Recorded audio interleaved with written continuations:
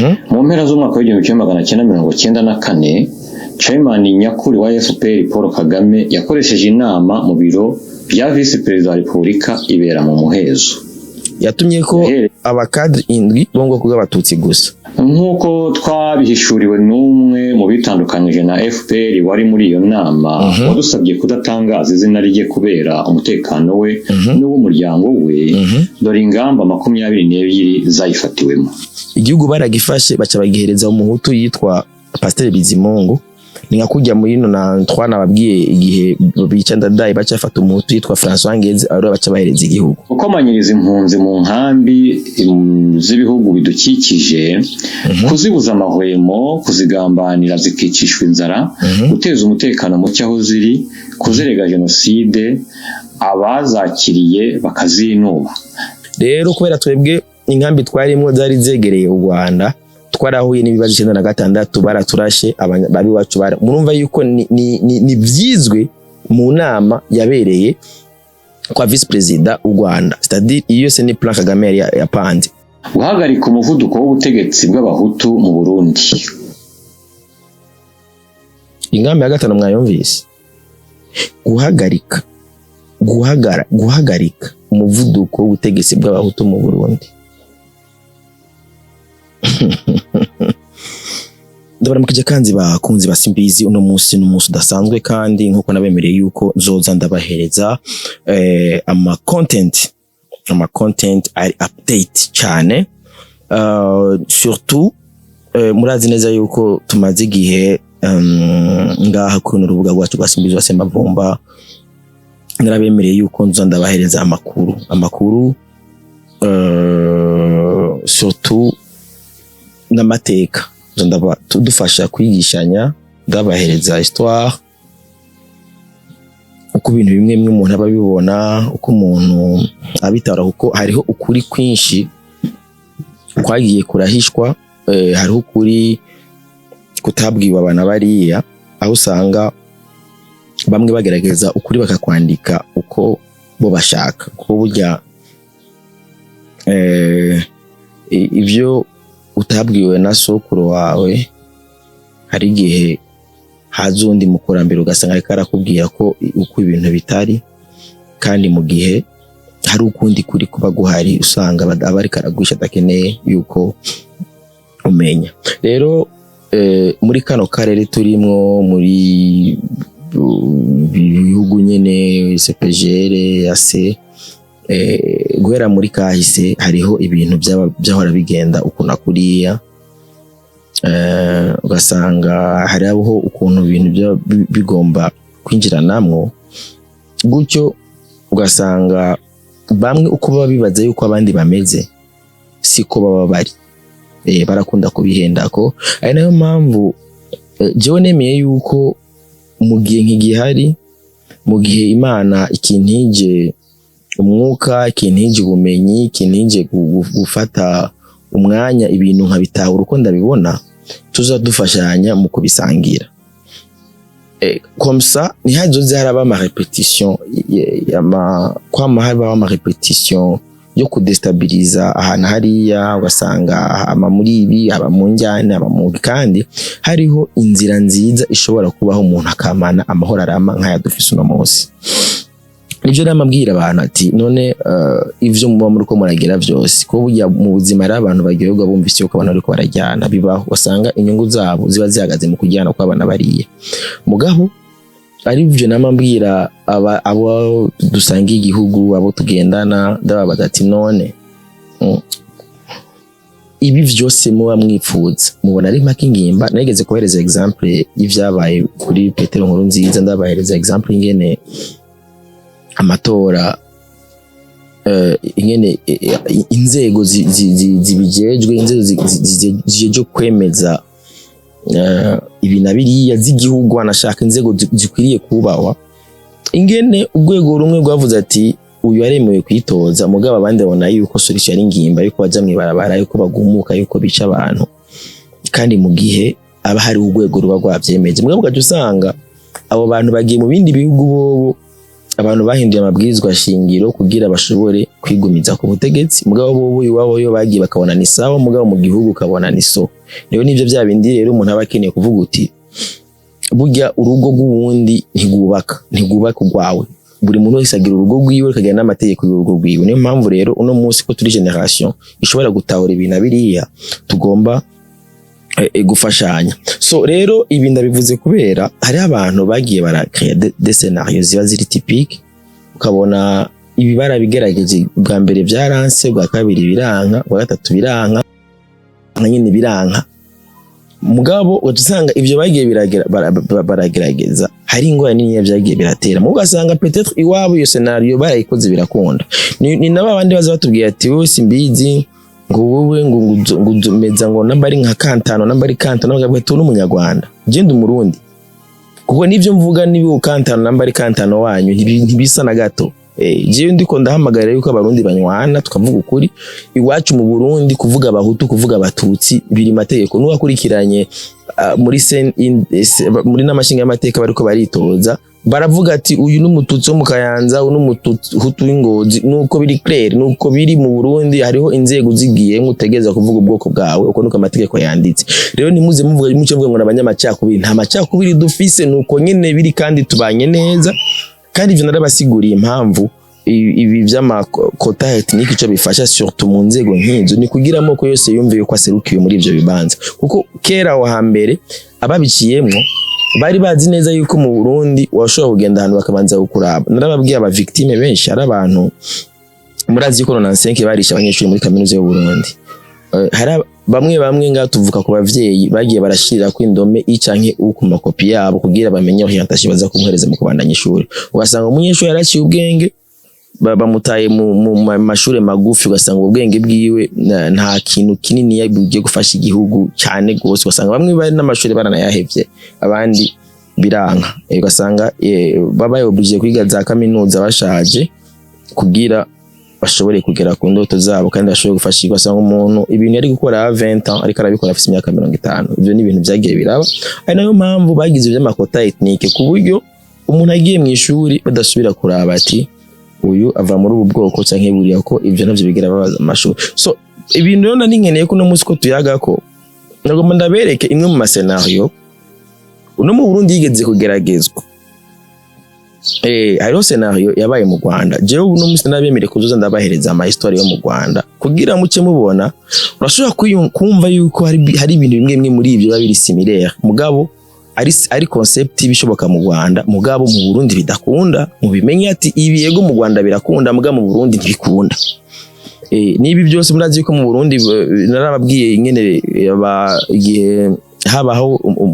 ibiganiro barabaroberi baraza iyo bashikiye bagera makantonema niki bamwe baja mu gisoda abandi mu gipolisi abandi muri leta riri mwabigine vyagenze mu Burundi niyo scenario ikunda muga mu Rwanda murazi yuko vyansizo scenario mwe nizo yuko baca bica umupresident so reka rero ndabumvishe haro histoire y'umupresident yitwa Pasteur Bizimungu muri 1994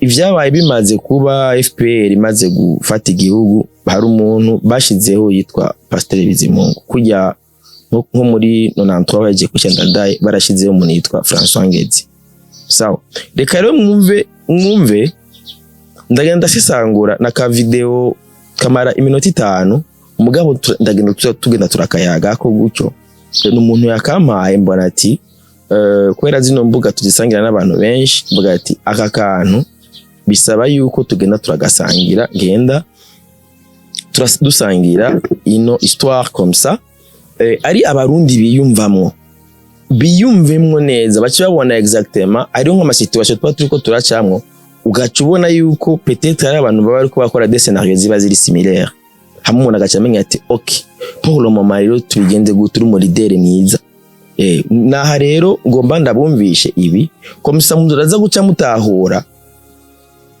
guca mutahura ingene dutwawe n'impamvu mubona yuko tujya ku kivi tujya gukora tujya kurima tujya korora paeje zibaho abajone bagakora bakagira iki reka ndabumvishe le même scénario mwumve ingene umupresident yitwa Pasteur Bizimungu yigeze kunanizwa n'abari basanze kumufasha mu kuyobora kandi ibintu bikagenda neza kugira bashikire ku nyungu zabo. Reka ndabumvishe ino plan, genda munyihangane nza kugenda ndakatagura gato. Okay, let's go. Imyanzuro y'inama rwihishwa y'abakada bakuru ba FPR bagifata ubutegetsi mu 1994. Urumva aba n'abakadre bo muri FPR bagifata ubutegetsi muri 1994. Aba FPR mumve ivyo ingene babigenjeje. Inama yabaye ku itariki ya 24 z'ukwezi kwa 11 le 20 makumyabiri. Imyanzuro y'inama rwihishwa y'abakada bakuru ba FPR bagifata ubutegetsi mu 1994. Inama yabaye ku itariki ya 24 z'ukwezi kwa 11 mwaka w'1994. Mu mpera z'umwaka w'1994 Chairman nyakuri wa FPR Paul Kagame yakoresheje inama mu biro bya Vice President wa Repubulika ibera mu muhezo. Yayitumiyemo inkoramutima ze urumva muri 1994 aha turi mu kwezi kwa 11 chairman wa FPR ndabibutse yuko n'ubu Kagame niwe chairman wa FPR yatumye ko inama yari vice president. Urumva ico gihe wari president yitwa Pasteur Bizimungu izwe n'abakada barindwi mu bwoko bw'abatutsi gusa. Yatumye ko abakadre indwi bo bwoko bw'abatutsi gusa. Mu masaha 3 za mu gitondo irangira mu masaha y'ijoro. Okay. Icyo gihe saa 6 nta wasohotse ngo ajye kurya. Amafunguro avuye mu kigo cy'abajepe yabasanze aho azanywe n'imodoka. Urumva iyo nama yabaye kuva mu gatondo no gusohoka ntibari barekuriwe n'ifungurwa zaje ziva muri ka y'abajepe. Urumva muri garde présidentielle ni inama yabereye kwa vice president yagirishijwe n'abantu indwi b'abatutsi gusa. Let's go. Nyuma yo kurya baruhukiye isaha imwe muri iyo nyubako, nyuma inama irakomeza. Okay. Nkuko twabihishuriwe n'umwe mu bitandukanyije na FPR wari muri iyo nama wadusabye kudatangaza izina rye kubera umutekano we n'uw'umuryango we, dore ingamba 22 zayifatiwemo.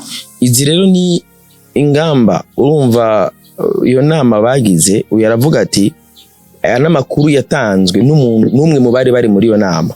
Rero hariho ibintu 20 bashoboye gufundika, nivyo nkeneye ko duhagararako. Ibintu 20 bashoboye gufundika muri iyo nama yatumwe ko na FPR na Paul Kagame ariwe ico gihe ari chairman n'ubu ni chairman wa FPR, akongera ico gihe ari vice president 1994. Icyenda kane yari vice president wa Rwanda, ntiyari bwabe president w'u Rwanda. Niho mugomba mwumve ivyo bakoze gushika arinde aba president. Mwumve ivyo bateguye ingene babipanze ibintu 20 formule bakoresheje kandi barayishira mu ngiro, hama baca bagera kuvyo bari bakeneye kugera, kubera bo igihugu baragifashe baca bagihereza umuhutu yitwa Pasteur Bizimungu. Ninga kujya muri 93 nababwiye igihe bica Ndadaye baca fata umuhutu yitwa François Ngeze aro baca bahereza igihugu muri uwo mwanya. Mugabo nababwiye yuko ibintu byo mu Burundi no mu Rwanda si bimwe. Ivyo bakoze mu Burundi byaranse n'ivyakunze, kubera mu Burundi nyene no mu Burundi nyene. Mu Burundi ikibazo nta bintu by'ubujyajya bibaho, ikibazo ari ikibazo nyine kibari kiri direct, nta bintu byo kuvuga ngo gauche droite. Mu Burundi twaremeye yuko hari ikibazo cy'abahutu n'abatutsi, niyo mpamvu habaye amasezerano y'Arusha. Reka rero ndabumvishe rero ivyabaye. Urumva d'abord abantu indwi b'abatutsi nibo bagiye muri yo nama kwa vice president Paul Kagame. Hama mumve rero ibintu 20, ivyo bintu 20 nibyo bakoresheje kuva 94 gushika inkoro ya Pasteur Bizimungu bayisenyuye. Kandi reka mwumvireze ivyo bintu 20 ivyo ari byo. Ingamba ya mbere guhamanda imwe Perezida Bizimungu, Pasteur Bizimungu ngo rubandi banze yibone mu butegetsi bushya. Hagati aho abatekinisiye bacu bagomba gupanga ingamba zo kumunaniza akavaho. Muravyumva? C'est-à-dire Pasteur Bizimungu bamuhaye manda imwe. Ico gihe manda urumva bamuhaye manda imwe yonyene. Hama kandi iyo manda bace bapanga plan zo kumunaniza gushika abanyagihugu bamwanke bamunanize. voilà tukabona uko dushyira mu bikorwa gahunda yacu ntawe turi hejuru. Okay, icyo gihe umwanya wa vice perezida uzahita uvaho. Ingamba ya kabiri, guteza umutekano muke mu ntara zombi za Kivu muri Zaire no mu majyepfo ya Uganda, kuko ari indiri z'abahutu impunzi zishobora kwisuganyirizamo zikaba zakora nk'ibyo twakoze mu buryo bworoshye. Muravyumva, guteza umutekano muke. Turi muri 94, muribuka yuko guhera 96 ari wacyatangura ibibazo. 96 wacyatangura ibibazo muri Sud Kivu. Mugabo urumva ni plan babanze kwanza kwicara ati reka tubanze duteze umutekano muke hariye, uravyumva, kugira kandi urazi yuko nakijya gihe muri 96 muri 94 hari impunzi zari zahungiye muri Kivu. Umva bo bace biga imitwe yuko babanza kwanza nabone kwateza intambara. Ngamba ya gatatu, gukomanyiriza impunzi mu nkambi z'ibihugu bidukikije, kuzibuza amahwemo, kuzigambanira zikicishwa inzara, guteza umutekano muke aho ziri, kuzerega jenoside, abazakiriye bakazinuba, izinaniwe zigataha, izanze gutaha zikicwa aho bishoboka. Ibi byaradukoze ko iyi plan yo gufata umva d'abord impunzi zose bazita aba genocidaire. Twebwe twarahungiye muri Zaire, twahungiye mu Rwanda 95, mu Burundi harabaye ibibazo turaraswa n'igisoda duhungira muri Zaire. Turi mu nkambi impunzi twarabana nabo Banyarwanda nabo bari mu nkambi, ni nkuko ari n'izindi nkambi za Malawi zande usanga bamwe Abanyarwanda n'abandi bantu. Rero kubera twebwe inkambi twarimo zari zegereye u Rwanda, twarahuye n'ibibazo 96 baraturashe babi wacu murumva yuko ni byizwe mu nama yabereye kwa vice president u Rwanda. C'est-à-dire iyo se ni plan Kagame yapanze. Inama yabereye kwa vice president barapanga ingene bazoza kwica statistics mpunzi bitwa ba genocidaire. Umva bo byitwazo bavuga bati yuko baje kurondera abakoze genocide. Mugabo rero sinzi rero n'abarundi bari baba muri aya makambi niki ingene babipfiriyemo yuko iyo genocide bari bakoze mu Rwanda yariyo, kandi bo twebwe twitwaje twahunze tuva mu Burundi duhungira muri Zaire. Aho ari 95 twahunze 95, mugabo iyi operation yagiye gutangura neza 96. Okay, ingamba ya kane, kwibasira amashyaka ubutegetsi bwa Repubulika ushingiyeho, abahutu bakayoboka umurongo wa FPR, byananirana tukayaca mu gihugu. Ingamba ya gatanu, guhagarika umuvuduko w'ubutegetsi bw'abahutu mu Burundi. Ingamba ya gatanu mwayumvise, guhagarika umuvuduko w'ubutegetsi bw'abahutu mu Burundi.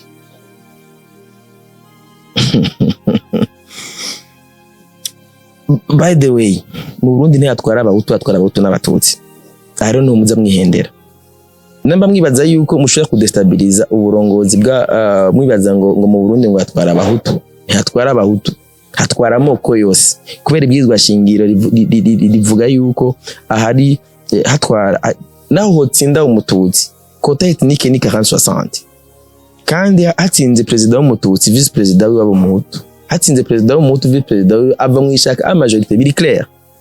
Bakubwira ati ava muri parti a majoritaire, donc majoritaire itandukanye ni ya president.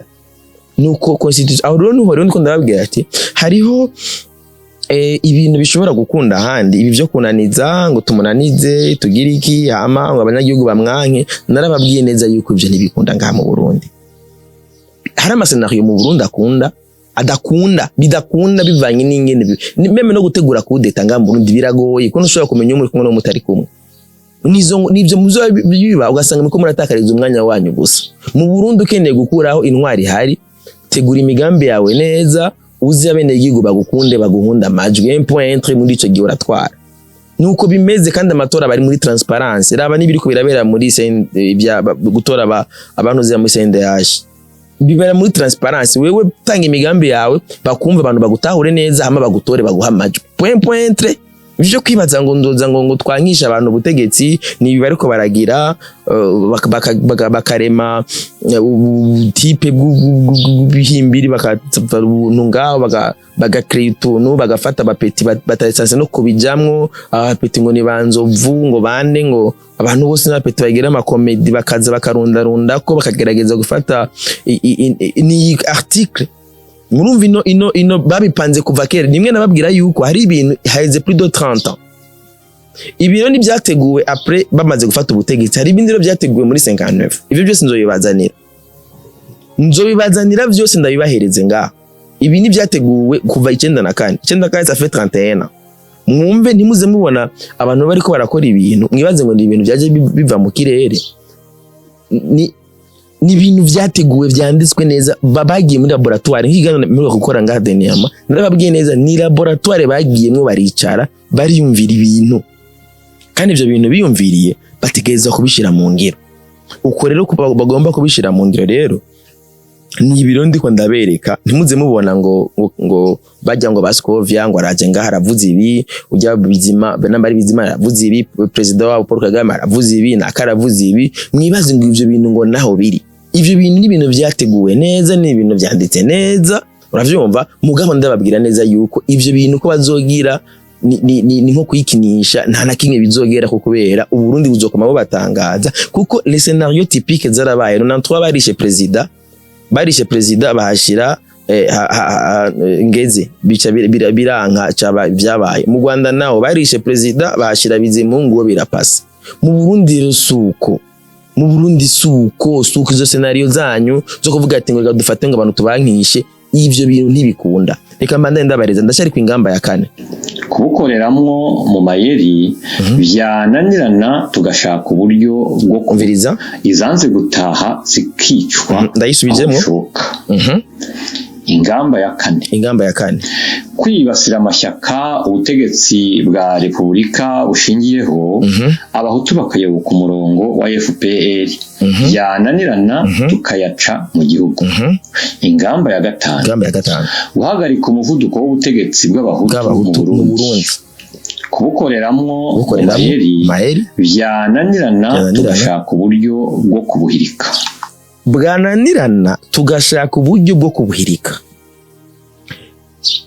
muravyumva kino kintu murabizi byabaye muri 2015 baragerageje kubuhirika narababwiye neza ingene Radio Rwanda TV Rwanda murabe nubu abakoze ihonya abagerageje gutembagaza ubutegetsi bahungiye mu Rwanda u Rwanda rwaranse kubatanga nibo bakora nibo babatumye nibo bari kumwe muri labo baragerageje baranse gutanga abagerageje guhirika ubutegetsi c'est-à-dire plan barabizi neza muvyumve neza si ibintu biteguwe ubu ni ibintu byiyumvire ko kuva kera u Rwanda ntiwigeze rudigera yuko Burundi butwagwa n'umuhutu abari bari à la tête du pays ntibigeze babidigera ibyo mugabo twebwe mu Burundi nta kibazo na kimwe byo biduteye wanashaka n'intwari yo mu Rwanda twebwe abana nacyo byari bidutwaye mugabo ibi bintu bagiye bapanze hama kandi bagaca banabishira mu ngiro nivyo bibi sawa turacyari ingamba ya 5 ubutegetsi bwo mu Burundi bw'abaye ngombwa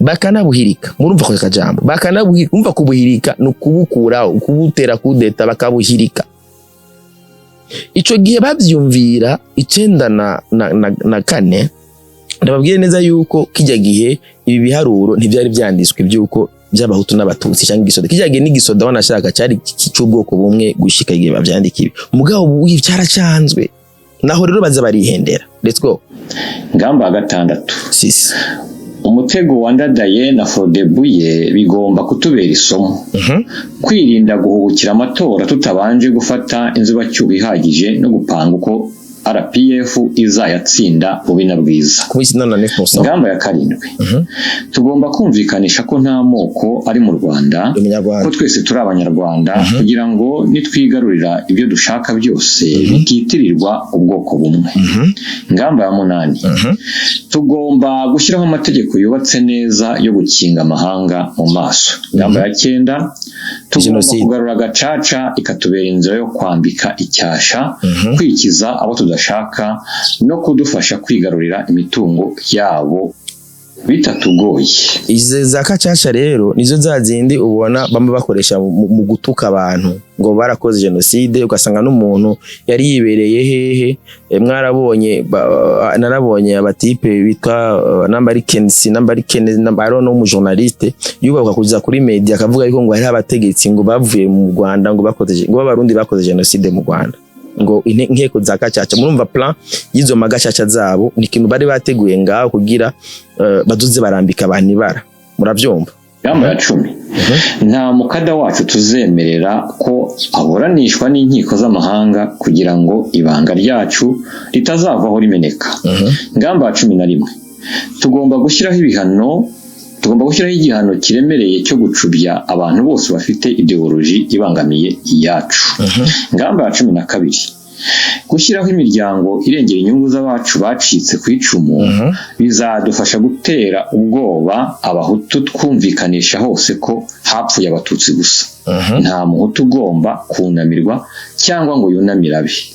Mwabyumvise ni bimwe ntuzenye yazira ba Kizito muri uko bamumere bafunga Victoire avuga ati none gashaka hari nabandi bapfundaza abantu benshi ngaha babuza baburo na 94 mugabo ataha burenganzira ngo bafise bwo kubibuka no kugandara no kuganduka babujije. Ni nkimwe bya 72 ngaha mu Burundi. Urazi yuko ari imiryango myinshi batanemerera no bana yari probleme bacha bagira ibyo bakwagiriza ngo umumenja ngo gira ibiki. Rero no mu Rwanda nuko wihenze ngo wibuke n'uwawe wabuze 94 stadiri hapfuye abatutsi gusa mu Rwanda, wibutse n'uwawe ni ngorane ntanatemwa nyajure kuriye kugira yuko ufise uwawe n'ubwene byagenze byose bace bakwagiriza ibindi. Let's go. Ingamba ya 13 amagufa yanamye ku misozi tuzayakusanyiriza mu nyubako z'urwibutso yose tuyita y'abatutsi. Umuntu uzavuga ko harimo amagufa yabe tujye tumuhana twihanukiriye. Kwiga uko ayo magufa tuyabyaza umusaruro tukayakangisha n'abazungu ko twahagaritse genocide barebera.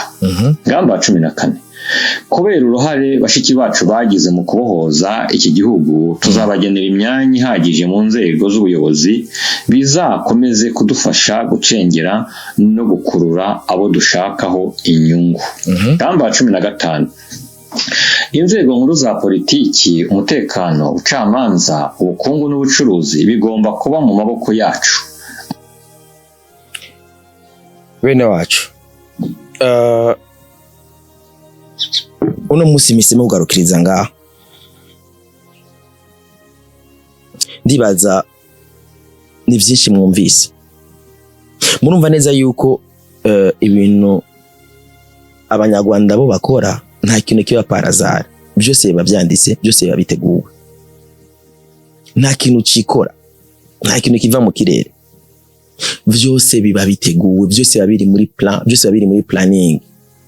Nimwe nababwira ngati bo barafata umwanya bagategura ibintu ibi. Rero aya masenariyo yo kunaniza, yo kwangisha abantu, yo kugira iki, yo gutuka abantu bakagira ibiki, ni ibintu bo bafise formule. Ntimuzobone umuntu wamubujije. Narabaha example de Kasuku, naramubujije mugabo akabandanya, umuntu kamukabandanya. Niyo mpamvu bene wacu namba mubona isitosho turiko turabamo, mwibuke yuko dufise amahoro n'umutekano atakiguzi bigira. Iyumvire uravye nk'ibihe biba bigoye ugacu vyongeramwo no kubiburamwo amahoro n'umutekano. Namba situation imwe bimeze uko stadire hari ahantu runaka umuntu ariko ararenforce, hari ahantu hari nguvu gusumba ibindi, hari abantu hari priorite, mugabo nta mvura idahita. Niyo mpamvu uravuze ati hari ibintu bimwe nzo ndabasangiza kugira uri umuntu utahura ubone neza ubonemo irindi banga ririmo indani. Naha muzobona nyine cyubahiro mu kwiga babwira ati ibi turiko turacamwo tanto vyavuye mu bihano cyane vyavuye muri mukabitahura, kuko hari abantu ngaha bagiye muri laboratoire baja muri labo kugira bananiza abandi nkuko muvyumva. Rero bene wacu nizere yuko ubutaha tuzobandanya n'ikindi gice ndabakunda sana.